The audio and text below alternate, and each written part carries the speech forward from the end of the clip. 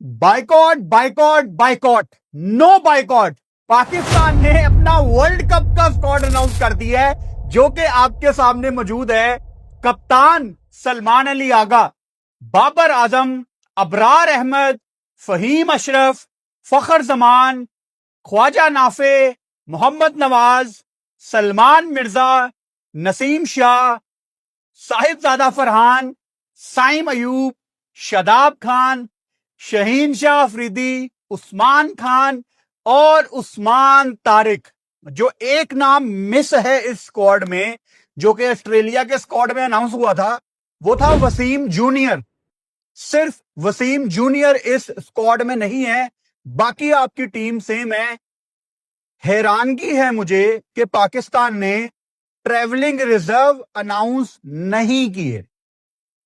मैंने इंतजार किया कि प्रेस कॉन्फ्रेंस के बाद पाकिस्तान क्रिकेट बोर्ड की एक प्रेस रिलीज आती है, शायद उसमें ट्रैवलिंग रिजर्व मेंशन हो। तो मैंने इंतजार किया कि 10-15 मिनट वेट करके वीडियो बनाता हूं, लेकिन ईमेल भी आ गई, उसमें भी ट्रैवलिंग रिजर्व नहीं है।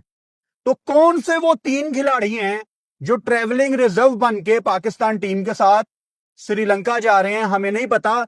वीडियो में आगे जाने से पहले, अपनी ओपिनियन देने से पहले, मैं पाकिस्तान क्रिकेट टीम को बेस्ट ऑफ लक विश करता हूं T20 वर्ल्ड कप 2026 के लिए। मैं ये दुआ करता हूं कि जो team Aqib Javed, Mike Hesson और सलमान अली आगा ने बनाई है, ये इनकी उम्मीदों पे पूरा उतरे। सारे के सारे लड़के, हमारे सारे बॉयज को मैं अपनी तरफ से और आप सब की तरफ से बेस्ट ऑफ लक विश करता हूं। इंशाल्लाह इंशाल्लाह हमें उम्मीद है कि यह टीम श्रीलंका में अच्छा करेगी। हमारी दुआएं आप सब के साथ हैं। अब थोड़ा सा रियलिटी चेक मैं आपको देने की कोशिश करता हूं। क्या इस टीम में कोई मसला है? नहीं, इस टीम में कोई मसला नहीं है। इस टीम में मसले मसाइल हैं, इतने ज्यादा मसले मसाइल हैं इस टीम में कि आप अगर गिनने में आए ना तो यहां रात पड़ जाए। यानी वो जो हमने ऑस्ट्रेलिया के खिलाफ स्क्वाड में बात की थी ना कि भाई साहब, हमें नहीं पता कि हमारी टीम का फिनिशर कौन है। मैच फिनिशर का रोल हर टीम की तरफ से एक डिफाइन होता है कि ये हमारा मैच विनर है, लेकिन सानू नहीं पता, हमें नहीं पता और हमने बनाया भी नहीं है। फिर वसीम जूनियर के ऊपर इस टाइम पाकिस्तान में बहुत ज्यादा बात हो रही है। स्क्वाड रात को 8 बजे मेरे पास आ गया था। मैंने अपनी यूट्यूब की कम्युनिटी पे पोस्ट भी कर दी थी कि काश वसीम जूनियर को ये वर्ल्ड कप में ले जाते। लेकिन जब स्क्वाड मेरे पास आया ना, मैं वीडियो तो तब भी बना सकता था, लेकिन मुझे ना इन पे भरोसा नहीं है, पाकिस्तान क्रिकेट बोर्ड वालों पे। मैंने आपको एग्जांपल दी थी ना कि चैंपियंस ट्रॉफी का स्क्वाड 15-16 दिन पहले मेरे पास मौजूद था, और जब टीम अनाउंस हुई तो उसमें फहीम अशरफ आ गया था फ्रॉम नोवेयर, और 10-15 घंटे पहले वो टीम में नहीं था। तो मेरे अंदर ना पाकिस्तान क्रिकेट बोर्ड की कमिटमेंट्स को लेके कॉन्फिडेंस नहीं है कि मैं इनको बैक करूं, क्योंकि ये एकदम यू टर्न लेते हैं। मिसाल के तौर पे कल पीसीबी चेयरमैन ने मीडिया से बात करते हुए लाहौर में बहुत बड़ी बड़ी बातें कह दी थी मोहसिन नकवी ने कि गवर्नमेंट फैसला करेगी कि हमने वर्ल्ड कप में हिस्सा लेना है कि नहीं, जो कि पाकिस्तान वर्ल्ड कप में हिस्सा लेगी, इस पे मुझे कोई डाउट नहीं है। लेकिन अब जब आपने स्क्वाड अनाउंस किया है, आज आकिब जावेद से यह सवाल भी हुआ कि कल चेयरमैन साहब प्रेस कॉन्फ्रेंस में कह रहे हैं कि प्राइम मिनिस्टर वापस आके पाकिस्तान में फैसला करेंगे कि हमने हिस्सा लेना है कि नहीं। दूसरी तरफ आप स्क्वाड अनाउंस कर रहे हैं, तो ऑब्वियसली आकिब जावेद ने सेफ ही खेलना था। उन्होंने कहा कि जी हम तो सेलेक्टर हैं, हमारा ये काम नहीं है, जो कि ठीक बात है। अब कल दुनिया के बड़े बड़े मीडिया हाउसेस ने, जिसमें बीबीसी में भी मैंने ये न्यूज पढ़ी, मतलब जो दुनिया के बड़े मीडिया हाउसेस हैं इंटरनेशनल, इंग्लैंड, ऑस्ट्रेलिया, अमेरिका, हर तरफ यह हेडलाइन लगी थी कि शायद पाकिस्तान वर्ल्ड कप का बाइकआउट कर दे। और अभी मेरा ख्याल है उस प्रेस कॉन्फ्रेंस को 15-16 घंटे भी नहीं गुजरे, आपने वर्ल्ड कप का स्क्वाड अनाउंस कर दिया है। तो मैसेज क्या जाएगा सारी दुनिया में कि कल आप बाइकॉट की बात कर रहे थे, आज आपने स्क्वाड अनाउंस कर दिया। तो दुनिया को पाकिस्तान क्रिकेट बोर्ड हफ्ते में एक आधा मौका देता है कि हम पे हंस लो। तो आप सबका ना सेम पेज पे होना लाजमी है। इसीलिए मैं कहता हूं कि सियासत को आप क्रिकेट से अलहदा रखो। अगर कोई दूसरा सियासत को खेल में शामिल किए जा रहा है फॉर एग्जाम्पल इंडिया, तो जरूरी नहीं है कि हमने भी उनके लेवल पे जाके उन जैसा ही बन जाना है। हमने उनको अच्छा बन के दिखाना है कि हम खेल और सियासत को अलहदा अलहदा रखते हैं। अच्छा, इस स्क्वाड में बड़ी इंटरेस्टिंग चीजें हैं डिस्कस करने के लिए। पाकिस्तान की बैटिंग को पहले मैं कवर करूंगा, और इंटरेस्टिंगली आपके सामने ये एक ग्राफिक मौजूद है। आज सुबह मजर अरशद ने एक बहुत इंटरेस्टिंग स्टैट डाला, और वर्ल्ड कप में आपके बैटर्स की कितनी तैयारी है आपको उसकी झलक इन नंबर्स में नजर आएगी। ये है जी पाकिस्तानी बैटर्स के स्टैट्स आखिरी 10 T20 इनिंग्स में। ये T20 इंटरनेशनल नहीं है, ये आखिरी 10 T20 इनिंग्स हैं। ठीक हो गया। साहिबजादा फरहान आखिरी 10 इनिंग्स में 22 की एवरेज, 125 का स्ट्राइक रेट।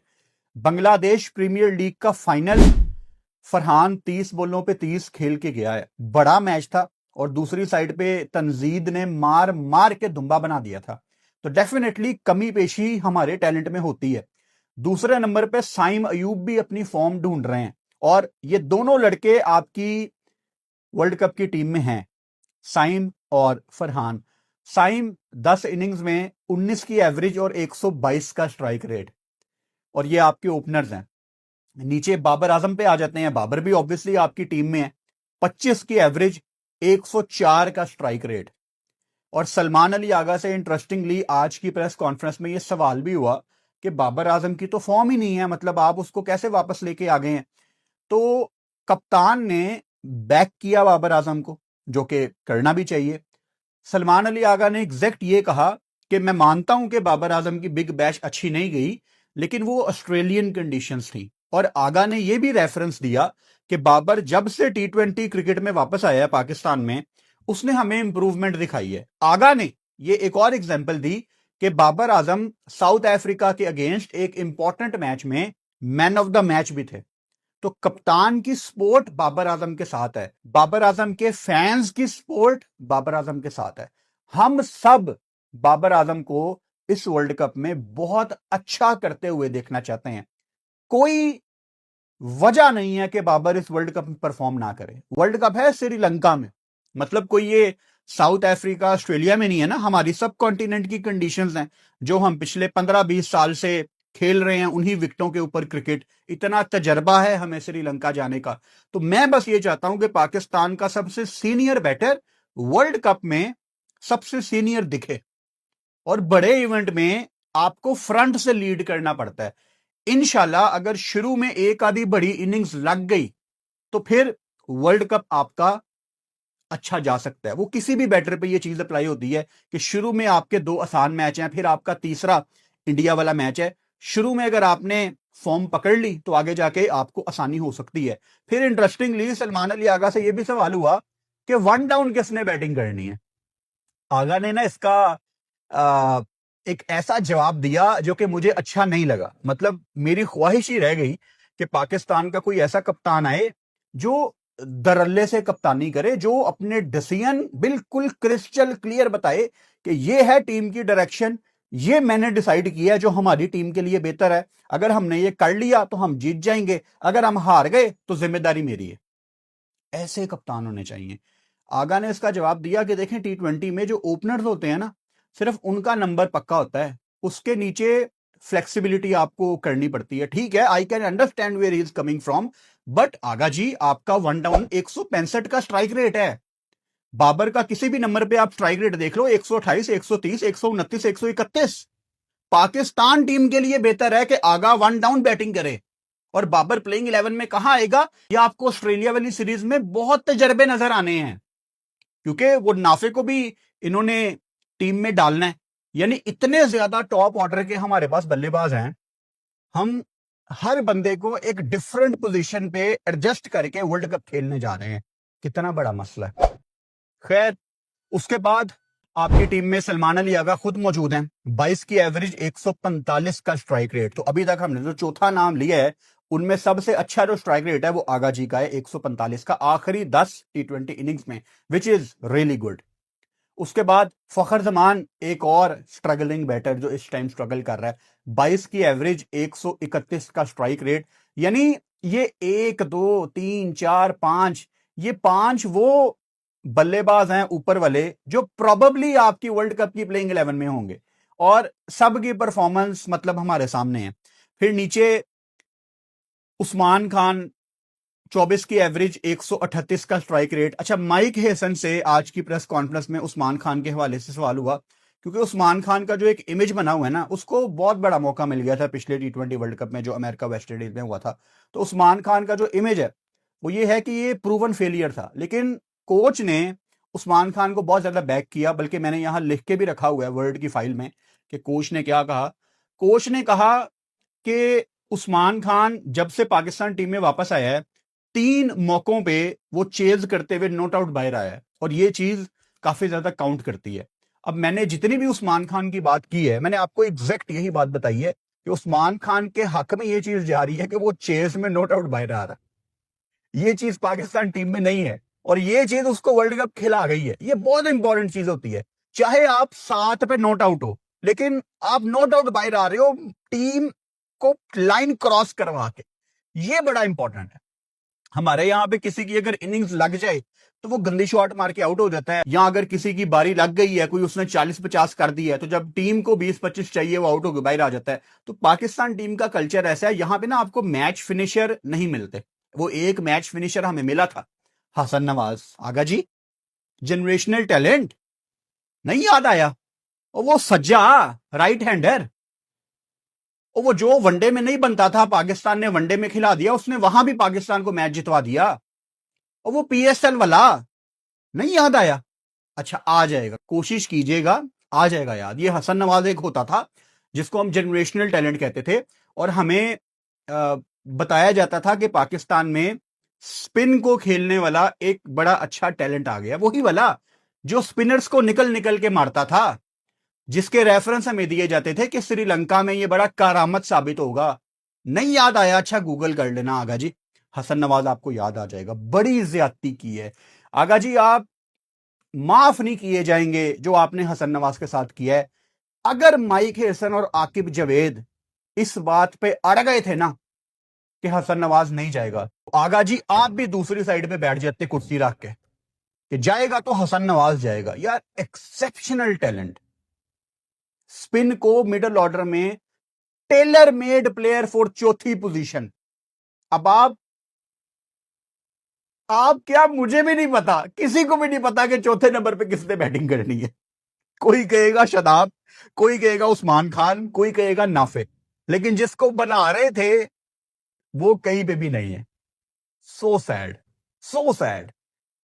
काश हमने हसन नवाज को बनाया होता, फिर जब वो वापस आएगा, स्ट्रगल करेगा, तो 25 करोड़ पाकिस्तानी मेरे भाई उठ के कहेंगे कि इसका कॉन्फिडेंस कहां गया। पहले हम किसी को जिबा कर देते हैं और फिर कहते हैं कि इसको तकलीफ क्यों हो रही है। सही बात है यार। खैर, उस्मान खान को बैक किया गया माइक हसन की तरफ से, सो मेरी गुड विशेस उस्मान खान के भी साथ हैं। एंड अगेन, माइक हसन ने भी ये वर्ड यूज किया कि उस्मान खान उनकी एक्सपेक्टेशन से अच्छी विकेट कीपिंग कर रहा है। यानी पूरा विकेट कीपर ना उस्मान खान है, ना फरहान है, ना नाफे है। अब अगेन, जैसा मैंने उस दिन कहा था कि मेरा कसूर नहीं है कि पाकिस्तान ने कोई विकेट कीपर नहीं बनाया जिसको आप कह सकेंगे ये अच्छा विकेट कीपर है। तो उस्मान खान आपके पास एक चॉइस थी और वही बनता था। वो मैंने जब अपना स्क्वाड अनाउंस किया ना, मैंने उसमें उस्मान खान को रखा, तो बड़ी दुनिया ने नीचे कमेंट किए कि उस्मान खान कहां से आ गया। भाई, मेरा क्या कसूर है? He is the only wicket keeper in your plans right now, तो मेरा तो कोई कसूर नहीं है उस्ताद जी। खैर, ख्वाजा नाफे, एक मैच खेलने के बाद ख्वाजा नाफे पाकिस्तान की वर्ल्ड कप की टीम में है। आखिरी 10 टी20 मैचों में, ऑब्वियसली ये इंटरनेशनल मैच नहीं है, ओवरऑल टी20 मैचेस हैं, 30 की एवरेज और 146 का स्ट्राइक रेट, जो कि बहुत अच्छा है। ख्वाजा नाफे हो जाए, मास सदाकत हो जाए, समीर मिन्हास हो जाए, मोहम्मद हारिस हो जाए, हैदर अली हो जाए, हसन नवाज हो जाए, अब्दुल समद हो जाए, इरफान खान नियाजी हो जाए, आपका टैलेंट इतना कमाल आ रहा है जिसने इंशाल्लाह पाकिस्तान टीम का परमानेंट मेंबर बनना है।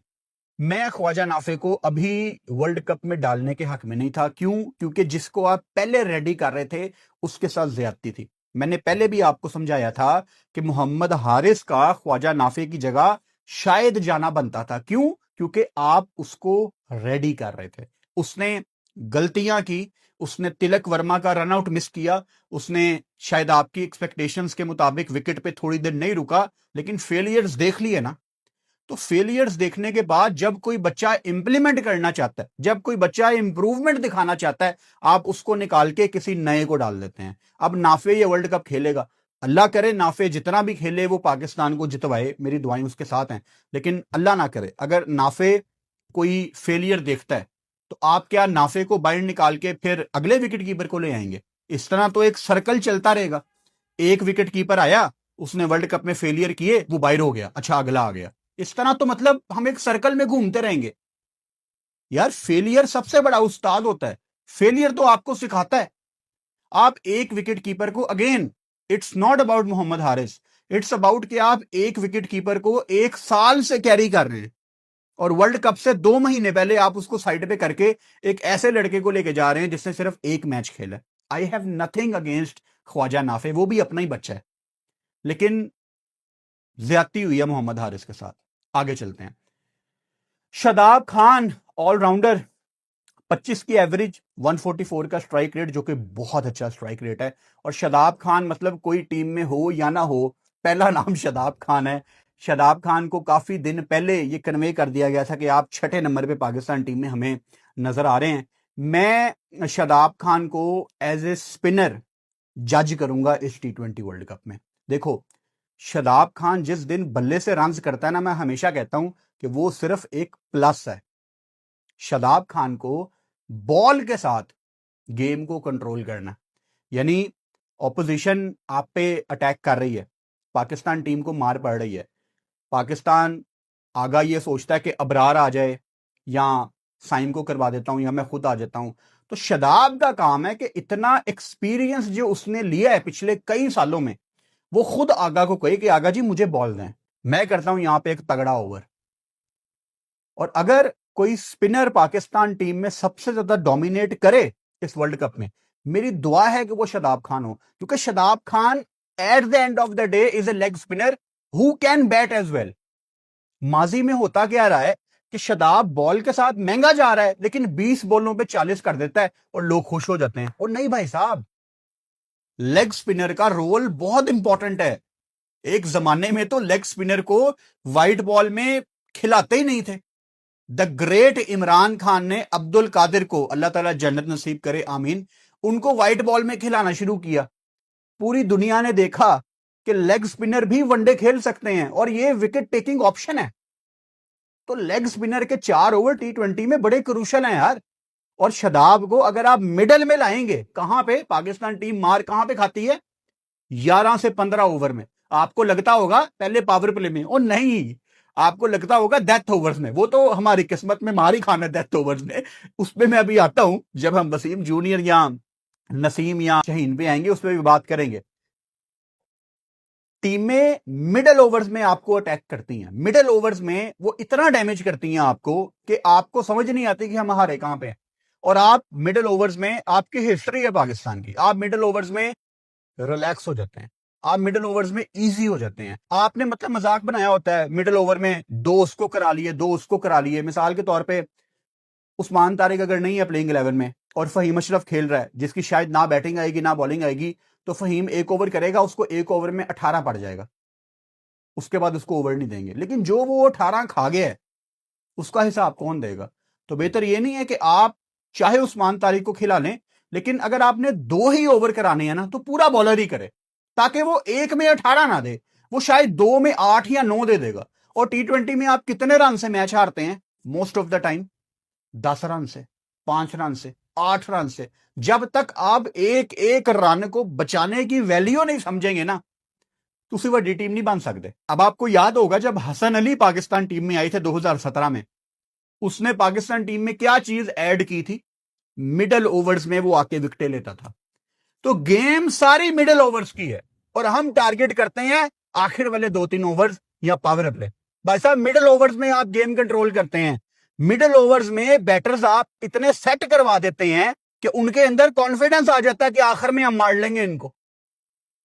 तो शदाब का रोल होना चाहिए मिडल में आए, कोई आप उसको 11वां या 12वां ओवर दो, जो मुश्किल सिचुएशन है, जो दूसरा स्पिनर है वो आ जाए 7वें ओवर में पावर प्ले के बाद। क्योंकि जब फील्डिंग खुलती है, कोई भी टीम हो, वो एक तो ओवर लेती है जरा देखने के लिए। तो 11वां 12वां जो मुश्किल मरहला है, जहां पे मार पड़नी है, वहां पे शदाब आए और करके दिखाए। I wish him all the best. अच्छा जी, उसके बाद हमारा शहजादा मोहम्मद नवाज, 22 की एवरेज, 141 का स्ट्राइक रेट, अगेन बहुत अच्छा स्ट्राइक रेट है ये। और मोहम्मद नवाज इंशाल्लाह अगर एक आधा स्पेल कर गया, जो इसने वो ट्रांजिशन सीरीज में भी किया था कि कल ही मैच साइड पे ले गया, तो मुझे बड़ी स्ट्रांग वाइब आ रही है कि मोहम्मद नवाज का एक आधा मैच ऐसा आना है। और मैं बस यही चाहता हूं कि जो मोहम्मद नवाज का एक मैच आना है ना, जहां उसने बॉल के साथ मैच साइड पे कर देना है, वो यूएसए के अगेंस्ट ना आए, वो नबीबिया के अगेंस्ट ना आए, वो नीदरलैंड के अगेंस्ट ना आए, वो या तो इंडिया के अगेंस्ट आए, या तो साउथ अफ्रीका के अगेंस्ट आए, या इंग्लैंड या श्रीलंका। मतलब जो मेन टीम है ना, उनके अगेंस्ट नवाज का ऐसा स्पेल आ गया ना, तो पाकिस्तान को बहुत बूस्ट मिलना है। क्योंकि अगर आपका कोई बॉलर किसी वीक टीम के अगेंस्ट पंजा लगा देता है या 4 विकेट ले लेता है, तो शायद उसको इतना कॉन्फिडेंस नहीं आता। लेकिन अगर वो किसी बड़ी टीम के अगेंस्ट इवन 3-4 भी आउट करता है, तो पूरी टीम का मोमेंटम वहां से नेक्स्ट लेवल चला जाता है। अच्छा, उसके बाद फहीम अशरफ हैं, इनकी 10 की एवरेज है और 128 का स्ट्राइक रेट है। सी एक छोटा सा वीक लिंक है, और फहीम की यहां पे कोई खास गलती नहीं है। फहीम बड़े मैच ऐसे खेलता है जहां पे कभी उसकी बैटिंग नहीं आती, कभी बॉलिंग नहीं आती। और अब आपकी टीम में शदाब और नवाज दोनों होंगे, और हो सकता है कि फहीम भी हो। तो अगेन मेरा पॉइंट वही है, ये शायद वर्ल्ड कप में बहुत दफा हमें बात करनी पड़ेगी, बहुत दफा में बात करनी पड़ेगी ये, कि आप फहीम की जगह एक दूसरा पूरा बॉलर खिलाओ, या आप बैटर पूरा खिला लो, जो भी आपका कॉम्बिनेशन बनना, लेकिन पूरा रोल अदा करने वाला बंदा खिलाओ। अगर आपने बैटर खिलाना है तो मेक श्योर कि आपकी बॉलिंग पूरी हो। खैर, उसके बाद मोहम्मद हारिस, 15 की एवरेज और 132 का स्ट्राइक रेट। मैं ऑलरेडी हारिस पे बात कर चुका हूं, ख्वाजा नाफे वर्सेस मोहम्मद हारिस। उसके बाद मोहम्मद रिजवान पाकिस्तान टीम में नहीं है, and to be honest it's not just about Big Bash. उससे पहले भी आपको काफी हद तक क्लियर हो गया था कि मोहम्मद रिजवान के बस की बात नहीं है अब वो टी20 क्रिकेट में पाकिस्तान को रिप्रेजेंट करें। And I am sure Rizwan के फैंस ना बड़े ऑफेंड होते हैं ये सुन के कि आप रिजवान के अगेंस्ट इतना क्यों बात करते हैं। यार मतलब खुद देखो ना, मोहम्मद रिजवान टी20 में नहीं सेटल हो पा रहा। और मैं मतलब बहुत ही आसान लफ्जों में आपको हमेशा एक बात कहता हूं, अगर कोई प्लेयर टी20 फॉर्मेट में नहीं फिट इन हो पा रहा, तो इसका मतलब ये नहीं है कि वो गंदा प्लेयर है। रिजवान वनडे में और टेस्ट में बड़ी वैल्यू ऐड करता है पाकिस्तान की टीम में। आपका 2027 का ओडीआई वर्ल्ड कप है साउथ अफ्रीका, जिम्बाब्वे और नबीबिया में। वहां रिजवान, बाबर, फखर, साइम, आगा, इन पे हमारी टीम डिपेंड करेगी बहुत ज्यादा।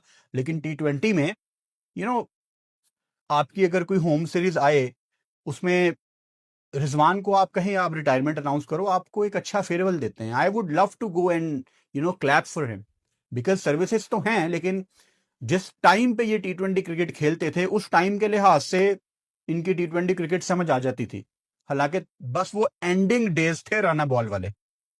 अब तो टी20 क्रिकेट बहुत आगे चली गई है, लेकिन सर्विसेज हैं। मैं ये नहीं कह रहा कि सर्विसेज नहीं है, सर्विसेज हैं भाई साहब, इनके क्रेडिट पे हैं मैच जो इन्होंने पाकिस्तान के लिए जीते हैं, लेकिन वो टाइम गुजर चुका है। उसके बाद हसन नवाज, 27 की एवरेज, 107 का स्ट्राइक रेट। अब लोगों को यहां पे लगेगा आप हसन नवाज की बात कर रहे हैं, उसकी परफॉर्मेंस देखें। भाई साहब 107 का अगर स्ट्राइक रेट है उसका, तो यहां तक उसको लाया कौन है? उसको मेंटली तबाह किसने किया? मतलब वो पाकिस्तान टीम में अगर परफॉर्म नहीं कर रहा था, एक बुरा पैच आ गया, आप उसको स्क्वाड में तो रखते, आप स्क्वाड में रखते, उसको कैरी करते, उसका कॉन्फिडेंस आ जाना था। मतलब ये कितने अफसोस की बात है, हसन नवाज जो हमें जनरेशनल टैलेंट लगता था, वो जिम्बाब्वे वाली सीरीज में भी नहीं खेला और बाकी सीनियर्स खेल गए। अगर थोड़ी सी भी कोशिश होती ना कप्तान सलमान अली आगा की हसन नवाज को कम बैक करवाने की, अगर वो दिल से चाह रहे होते, मैं कोई ये नहीं कह रहा कि आगा खिलाफ है हसन नवाज के, नहीं, लेकिन एक्शंस बहुत मैटर करते हैं। अगर आगा के प्लान्स में हसन नवाज होता तो ये कैसे हो सकता है कि हसन नवाज जिम्बाब्वे के अगेंस्ट ना खेलता है यार? कितने अफसोस की बात है। आप जिम्बाब्वे के अगेंस्ट, इवन श्रीलंका भी कोई बहुत तगड़ी टीम नहीं थी, यहां पे पाकिस्तान में उन्होंने बड़ी स्ट्रगल की है। रावलपिंडी में कुछ समझ नहीं आ रहा था श्रीलंका को, आप बड़ा कुछ कर सकते थे। आप बच्चों को कॉन्फिडेंस वापस दिलाने के लिए उनको खिला सकते थे जिम्बाब्वे के अगेंस्ट, इवन साउथ अफ्रीका के अगेंस्ट भी। लेकिन यार अफसोस होता है जहां पे हम अपने यंगस्टर्स के ऊपर इन्वेस्ट नहीं करते। अब्दुल समद नाउ सी 151 का strike rate and he is not in your team. मैंने जहां से बात शुरू की थी कि आपका फिनिशर कौन है, आपका फिनिशर कौन है, आपका फिनिशर कोई नहीं है और आपने फिनिशर बनाया भी नहीं है। अब होगा क्या, अल्लाह ना करे अगर पाकिस्तान वर्ल्ड कप में कहीं पे स्ट्रगल करती है फिनिश करते हुए, तो सारी दुनिया बात करेगी कि पाकिस्तान के पास तो फिनिशर ही नहीं है। होते हैं, आप टीम में नहीं डालते। चैंपियंस ट्रॉफी में आकिब जवेद दूसरा स्पिनर नहीं लेके गए, सारी दुनिया बात कर रही थी कि पाकिस्तान के पास शायद दूसरा स्पिनर ही कोई नहीं है। भाई होते हैं, आप लेके नहीं जाते। अब अब्दुल समद हो जाए, इरफान खान न्याजी हो जाए, यार ये नीचे से बड़े हिट लगा सकते हैं, आपने सिर्फ इनको बैक करना था और आपने नहीं किया। कितने अफसोस की बात है कि आपके पास एक प्रूवन टैलेंट मौजूद था, आप इसको हसन नवाज का बैकअप कहते रहे। ना हसन नवाज टीम में रहा, ना उसका बैकअप टीम में रहा, और जो प्लान्स में भी नहीं होते वो एक एक मैच खेल के वर्ल्ड कप की टीम में चले जाते हैं। ये सब कुछ आपको समराइज करता है। अब्दुल्ला शफीक 153 का स्ट्राइक रेट। अच्छा जी अब्दुल्ला, क्या बात है यार, सरप्राइज हो गया मैं। अब्दुल्ला शफीक अल्लाह करे पाकिस्तान से तीनों फॉर्मेट खेले, बहुत खूबसूरत प्लेयर है, लेकिन अब्दुल्ला ने बड़े चांसेस वेस्ट किए हैं। वर्ल्ड कप की टीम में नहीं है तो मैं ज्यादा टाइम इन पे नहीं लगाऊंगा। खुशदिल शाह 148 का स्ट्राइक रेट, 37 की एवरेज। ये तो बहुत अच्छे नंबर्स है, ये तो बहुत अच्छे नंबर्स है यार। क्यों नहीं है खुशदिल शाह टीम में? होना चाहिए था खुशदिल शाह को टीम में यार, ये बहुत अच्छे नंबर्स हैं। खुशदिल शाह ना पाकिस्तान से वनडे बहुत अच्छी खेलता था, और T20 में फेल होने के बाद लोग इसको वनडे से भी बाहर निकालना चाहते थे। लेकिन जब खुशदिल को इन्होंने कम बैक कराया वो चैंपियंस ट्रॉफी वाले टाइम में, हमें समझ नहीं आया था कि ये किस परफॉर्मेंस पे आ गया। तो चलो जब आप ले ही आए थे टीम में तो किसी को एक साल तो बैक कर लो। आपके डिसीजन ही चेंज होते रहते हैं, लेकिन ये नंबर्स बहुत अच्छे हैं यार। इन्होंने 3 रिजर्व नहीं अनाउंस किए, मुझे बार बार रिजर्व वाली बात याद आ रही है। खैर, हुसैन तलत 108 का स्ट्राइक रेट, 26 की एवरेज। हुसैन तलत के क्रेडिट पे वो एक बहुत बड़ा मैच है श्रीलंका वाला, अबू धाबी, और उसी टाइप के प्लेयर हैं Hussain Talat. Nothing against him, but run है बॉल, अच्छी शॉट्स भी हैं कुछ, स्पेशली जो कवर्स के ऊपर से वो शॉट लगाता है। लेकिन हुसैन तलत हर रोज आपकी T20 टीम में नहीं हो सकता। कल को वो अपनी गेम बड़ी इंप्रूव कर ले और सीधा पाकिस्तान टीम में आके T20 का परमानेंट मेंबर बन जाए तो हमें फ्यूचर नहीं पता। लेकिन फॉर नाउ वो आपकी हर दिन वाली T20 टीम में नहीं आता। वो कंडीशंस का प्लेयर है, जहां पे आपको रन बॉल 140 145 का टारगेट मिले वहां पे वो चल सकता है। लेकिन अभी क्योंकि इनका माइंडसेट कुछ और है और T20 क्रिकेट भी बहुत आगे चली गई है, तो मेरा नहीं ख्याल कि ये उनके प्लान्स में है, और ड्रॉप भी फिर कर दिया ऑब्वियसली। साउथ शकील कोयटा के कप्तान, मजबूरन रिटेन करना पड़ेगा। 22 की एवरेज, 110 का स्ट्राइक रेट। दोबारा पाकिस्तान के स्क्वाड पे आते हैं। ये भाई साहब आपके सामने स्क्वाड है। अच्छा, मैंने कुछ और पॉइंट्स लिखे हुए थे, मैं जरा पढ़ लूं। माइक हेसन उस्मान खान वाले भी बात हो गई, आगा ने बाबर को बैक किया, ये भी बात हो गई। अच्छा जी, उसके बाद पीसीबी चेयरमैन वाली भी बात हो गई, अनाउंसमेंट स्क्वाड वाली भी बात हो गई।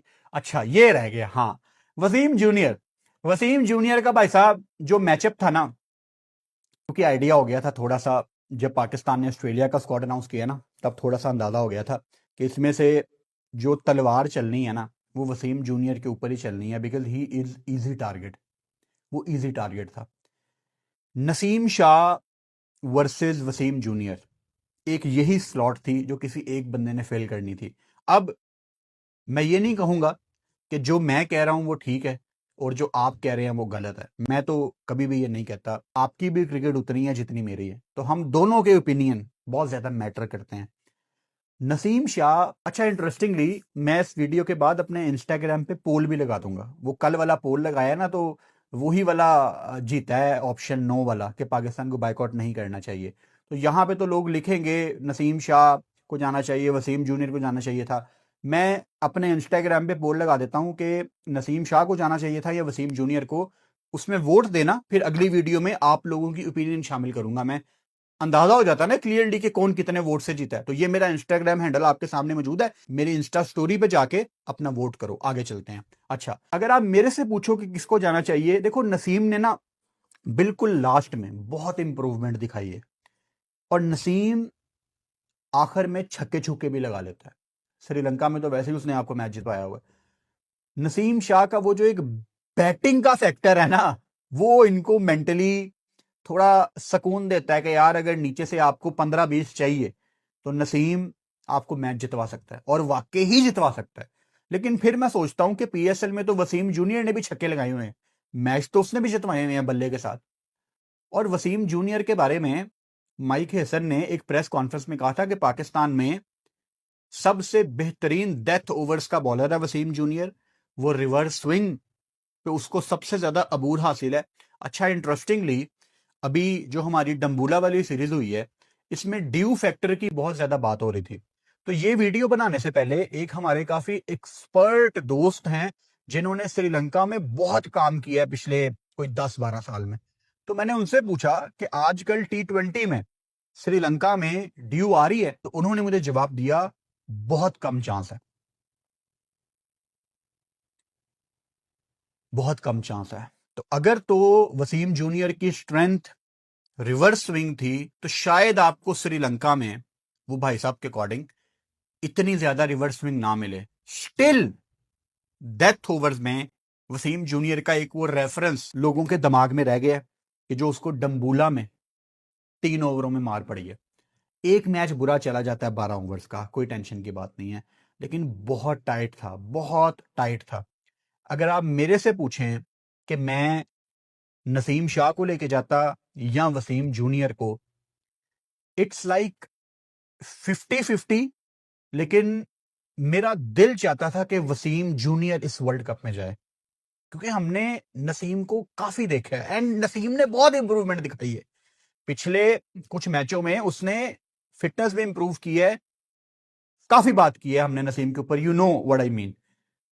शायद मेरा वोट वसीम जूनियर की तरफ हो। यस, मेरा वोट वसीम जूनियर की तरफ ही है, क्योंकि अगर मेरा वोट उसकी तरफ ना होता तो बार बार मेरे दिमाग में वसीम जूनियर ना आ रहा होता। लेकिन नसीम भी अपना ही बच्चा है। I wish Naseem Shah all the best. आपके पेस अटैक के ऊपर आ जाते हैं। शहीन शाह अफरीदी, नसीम शाह, सलमान मिर्जा, और शायद किसी मैच में आप फहीम अशरफ को भी दूसरे चेंज पे देखें, क्योंकि खिलाना मोस्ट प्रोबेबली इन्होंने तीनों को ही है, शदाब, नवाज और फहीम। तो फहीम भी नया बॉल ये करवा सकते हैं, डिपेंड करता है कि इनका कॉम्बिनेशन ये क्या बनाते हैं। बस मेरा एक ही इनको मशवरा है कि बैटिंग लंबी करने के चक्कर में कॉम्प्रोमाइज ना करना एक पूरे रोल के ऊपर, वो बड़ा इंपॉर्टेंट है। शहीन शाह अफरीदी के ऊपर बहुत बड़ी रिस्पॉन्सिबिलिटी है कि वो इस टूर्नामेंट में पाकिस्तान की पेस बैटरी को फ्रंट से लीड करें। नए बॉल के साथ अगर शहीन शाह अफरीदी विकेट लेगा, आप मैच जीतेंगे। शहीन, आपके यॉर्कर्स को तो आप बैक करोगे अर्ली ऑन, जो शहीन के तेज यॉर्कर आते हैं अंदर, लेकिन उसके अलावा आपके पास प्लान बी भी होना चाहिए। मिसाल के तौर पे वहाब रियाज, जिन पे पाकिस्तान क्रिकेट बोर्ड बहुत ज्यादा मेहरबान है, आजकल वो वुमेन्स टीम के साथ सैर कर रहे हैं दुनिया की। क्या बात है यार, किस्मत हो तो वहाब रियाज जैसी हो। खैर, वहाब रियाज का आपको स्पेल याद होगा, पाकिस्तान ऑस्ट्रेलिया 2015 वर्ल्ड कप वाला, उसमें सौरव गांगुली थे प्रोबेबली कमेंट्री में। उन्होंने एक बड़ी खूबसूरत बात कही थी, जहां Wahab short bowling, short bowling, short bowling, short bowling, तो वहाब इसके अलावा कुछ कर नहीं रहा था। तो गांगुली ने बड़ी अच्छी बात कही कि Wahab needs to do something different to surprise Shane Watson, कि जो आपका मेन हथियार है बैटर उसके लिए रेडी है, आप कोई नया हथियार वर्ल्ड कप में दिखाओ। जैसे मिसाल के तौर पे सईद अजमल ने इंग्लैंड के अगेंस्ट सीरीज में तीसरा दुनिया को इंट्रोड्यूस करवाने का धोखा दिया था। को दुनिया को बताया था कि ये मेरा तीसरा है, लेकिन तीसरा तो उनका बच्चा था जो आने वाला था। ये सईद ने कहा, ये मैं नहीं कह रहा, ये सईद ने कहा था। तो गोरों को डराने के लिए काफी होता है कि मेरे पास एक नया बॉल आ गया, मैंने एक नया स्किल डेवलप कर लिया है। तो आप वर्ल्ड कप जैसे बड़े इवेंट में नया क्या लेके जा रहे हो? जैसे पाकिस्तान में सकलैन मुश्ताक ने दूसरा इन्वेंट किया, लिटरली इजाद किया, और बाकी ऑफ स्पिनर्स ने लाइन लगा के उनसे दूसरा सीखा है।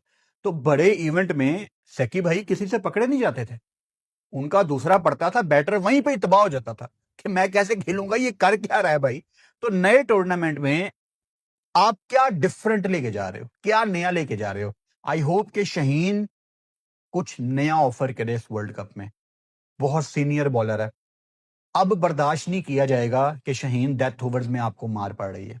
अब बर्दाश्त नहीं किया जाएगा कि नए बॉल के साथ आपको विकेटें नहीं मिल रही। Please remember this. उसके बाद सलमान मिर्जा, बहुत इंप्रेस किया सलमान मिर्जा ने, और हमने बहुत बात की है, पूरा क्रेडिट आकिब जावेद को जाता है। और जिस तरह सलमान मिर्जा अपने आप को कैरी करता है ना as a cricketer, confidence, body language, हर चीज आपको टॉप नॉच नजर आती है। और ये क्रिकेटर के अंदर कितनी तलब है इंप्रूवमेंट की, वो भी शो करती है। तो सलमान मिर्जा की वेरिएशन, सलमान मिर्जा के नए बॉल के स्पेल, इंशाल्लाह मुझे पूरी उम्मीद है कि ये वर्ल्ड कप में बड़ी विकेटें लेगा। मैं बिल्कुल सरप्राइज नहीं होऊंगा अगर T20 वर्ल्ड कप खत्म हो और उसमें मिर्जा की बड़ी विकेटें ना हो। एक तो होता है ना, आपने लोअर ऑर्डर में किसी को आउट कर दिया, नहीं, ये बड़ी विकेटें लेगा इंशाल्लाह। नसीम शाह पे ऑलरेडी हम बात कर चुके हैं, नसीम की इंप्रूवमेंट हमें नजर आई है। नसीम के लिए भी बहुत इंपॉर्टेंट है कि वो नसीम का मसला ये है कि नसीम बीच में अच्छी बॉलिंग करता है, लेकिन मैच विनिंग स्पेल, मतलब मुझे याद करवाओ, when was the last time Naseem Shah ने बॉल के साथ पाकिस्तान को कोई मैच जितवाया हो, कोई पंजा लगाया हो, कोई 6 विकेटें ली हो? वो जैसे हमारे वसीम वकार करते थे, जैसे हमारे मोहम्मद आसिफ करते थे, क्या बॉलर था यार मोहम्मद आसिफ, जैसे शुएब अख्तर करते थे, जैसे 2020-21 का शाहीन करता था, बॉल के साथ अकेला मैच साइड पे ले गया, ऑपोजिशन की कमर ही तोड़ दी। नसीम क्या करता है, 1.5-2 ओवर अच्छे करवा लेता है, बिल्कुल अनप्लेएबल, लेकिन विकेट नहीं मिलती। और मैटर वही करती है, वो बाद में टिकटॉक पे 10 साल के बाद क्लिप चलते रहेंगे कि नसीम ने 2022 में इंग्लैंड को बीट किया, लेकिन मैच नहीं जितवाया। मैटर वो करता है, टिकटॉक मैटर नहीं करती। तो पाकिस्तान का ये है जी फास्ट बॉलिंग का अटैक, इसमें आई एम श्योर कि ये फहीम अशरफ को भी कभी कभी अकोमोडेट करेंगे, वो तीसरे या दूसरे चेंज पे आपको आता नजर आएगा। उसके बाद पाकिस्तान की बैटिंग पे भी हम बात कर चुके हैं। स्पिन में आपके पास उस्मान तारिक है। अब उस्मान तारिक मैं कहता हूं, उस्मान तारिक को ना आप इंडिया के खिलाफ डायरेक्ट खिलाएं, मतलब जो पहला मैच उस्मान तारिक खेले ना, वो उसका वर्ल्ड कप का तीसरा मैच हो। पहले 2 जो आपके मैच हैं वो अबरार वगैरह संभाल लेंगे, कोई टेंशन की बात नहीं है। इंडिया वाला बड़ा मैच आप प्रॉपर 2 स्पिनर खिलाएं। अब कंडीशंस अगेन डिपेंड करती हैं, लेकिन बाकी टीम में भी आई एम श्योर 2-2 स्पिनर लाजमी प्लेइंग 11 में डालेंगी। अबरार एक होगा, उस्मान तारिक को खिलाएं। मैं देखना चाहता हूं वो एक्स फैक्टर। मैंने पहले भी ये एग्जांपल दी थी, आप भी शायद इससे एग्री करोगे। अब जब हम उस्मान तारिक के बारे में सोचते हैं, हमारे माइंड में क्या आता है, यार इसने ना इंडिया को हिलने नहीं देना, जब ये पॉज लेगा ना तो अभिषेक का बल्ला रुक जाएगा, सूर्या कुमार यादव एकदम रुक के देखेगा बॉल कहां पे आ रही है। तो ये चीजें मुझे देखनी है, और उस्मान तारिक को आप उससे पहले बिल्कुल ना खिलाओ, सिर्फ इंडिया वाला मैच खिला दो। और जितना कॉन्फिडेंस आपको उस्मान तारिक के अंदर नजर आता है, अल्लाह करे कि ये इंडिया के खिलाफ बड़ी परफॉर्मेंस दे। आपका बहुत बड़ा मैच है वो इतना बड़ा मैच है इंडिया वाला कि वो आपकी पूरी वर्ल्ड कप की कंपेन को खड़ा कर सकता है। आपने अगर इंडिया को हरा दिया, इंशाल्लाह इंशाल्लाह इंशाल्लाह इंशाल्लाह, तो फिर आपने आगे सुपर 8 में जाना है। वो तो अल्लाह ना करे अगर आप इंडिया से हार भी गए, अल्लाह ना करे, तो फिर आपने आगे सुपर 8 में फिर भी आप चले जाओगे। बाकी आपके वीक मैच है, 2 टीमों ने आगे जाना है, इंडिया पाकिस्तान ने ही आगे जाना है। सुपर 8 में आईसीसी की प्री सीडिंग के अकॉर्डिंग पाकिस्तान ने न्यूजीलैंड से खेलना है, पाकिस्तान ने इंग्लैंड से खेलना है, और पाकिस्तान ने श्रीलंका से खेलना है। नाउ जस्ट इमेजिन, आप अगर इंडिया को हराओगे, आपको टूर्नामेंट में फिर इंशाल्लाह किसी ने नहीं पकड़ना। पाकिस्तान का स्पिन अटैक क्या इंग्लैंड को नहीं पकड़ता? एनी डे पकड़ता है। पाकिस्तान का स्पिन अटैक न्यूजीलैंड को नहीं पकड़ता। उन्होंने तो वैसे ही साल में 10 मैच खेलने होते हैं जिसमें वो 100 नहीं करते। अल्लाह करे वो मैच हमारे अगेंस्ट ही आ जाए, न्यूजीलैंड को भी आप पकड़ लेंगे। श्रीलंका वाला आपका तगड़ा मैच है, श्रीलंका बहुत हार्ड आएगी। अब अगेन उनका वर्ल्ड कप कैसा जाता है इस पर भी बहुत ज्यादा चीजें डिपेंड करेंगी, लेकिन श्रीलंका वाला आपका तगड़ा मैच होगा उनके होम ग्राउंड में।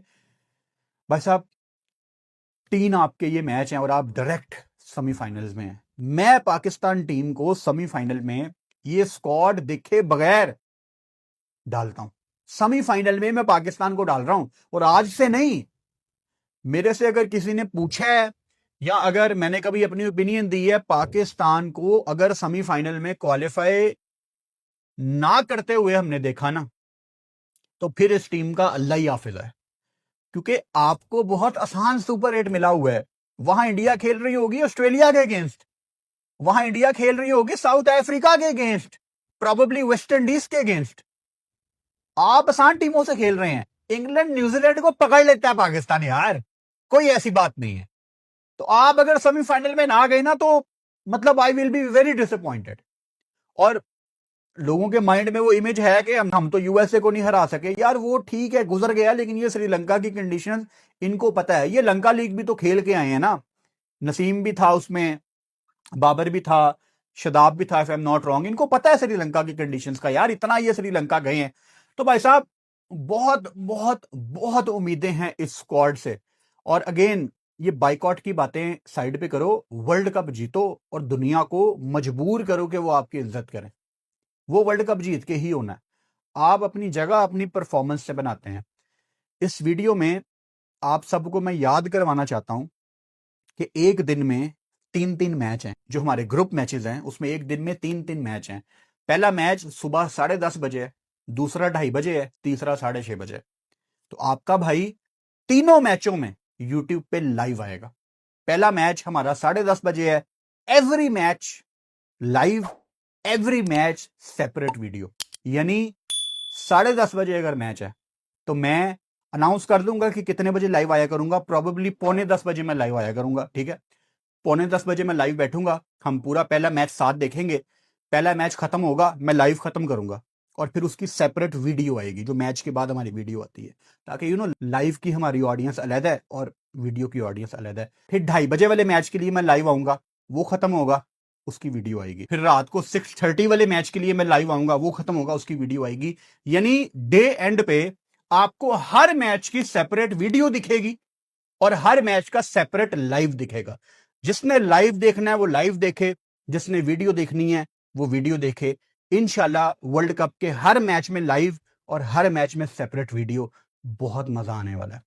काश पाकिस्तान ने ये स्क्वाड, ऑस्ट्रेलिया का स्क्वाड जब अनाउंस किया था ये तब भी अनाउंस कर देते। अब वसीम जूनियर का मुझे हो रहा है कि वो अकेला बच्चा है जो वर्ल्ड कप में नहीं जा रहा, तब ही अनाउंस कर देते 2 दिन पहले। पता नहीं ये क्यों डिले था, लेकिन पाकिस्तान क्रिकेट की अजीब ही बातें हैं यार। 2 दिन पहले आपने ऑस्ट्रेलिया का स्क्वाड अनाउंस किया, वही वर्ल्ड कप वाला कर देते, लेकिन पता नहीं इनकी क्या वजह होगी। खैर एनीवेज, मैं आखिर में दोबारा पाकिस्तान टीम को बेस्ट ऑफ लक विश करता हूं। अल्लाह ताला इन सबको कामयाब करे और इंशाल्लाह पाकिस्तान वर्ल्ड कप जीते। चैनल को सब्सक्राइब कर लो और बेल आइकन लाजमी दबाओ ताकि आने वाली वीडियोस का नोटिफिकेशन आपको मिल सके। गुड नाइट कहूं, बल्कि आज तो वीडियो दोपहर के टाइम आई है। चलो, have a good day, Sunday enjoy करो अपना।